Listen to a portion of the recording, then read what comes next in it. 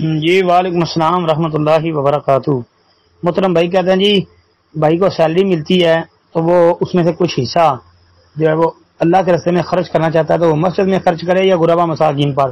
بھائی جس پہ وہ مناسب سمجھتا ہے، اگر سمجھتا ہے کہ مسجد میں اس وقت پیسوں کی ضرورت ہے تو مسجد کی تعمیر ہے تو اس میں دینے چاہیے، تو پھر مسجد کے ساتھ بھی تعاون کر لے۔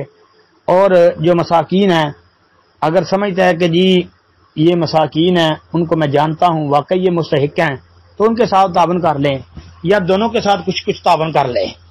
ہاں، اور پھر ایک بات یہ بھی یاد رکھیں، نسائی وغیرہ کے اندر ایک صحیح حدیث ہے کہ نبی علیہ الصلوۃ والسلام نے فرمایا کہ جو بندہ اپنے عزیز رشتہ دار جو ہیں ان کے اوپر صدقہ کرتا ہے، یعنی رشتہ داروں میں کوئی کمزور ہے، مسکین ہے، فقیر ہے، اس کے ساتھ جو تعاون کرے گا، اس کو صدقہ دے گا تو اس کا ڈبل اجر ملے گا، ایک صدقے کا ثواب، ایک صلہ رحمی کا ثواب۔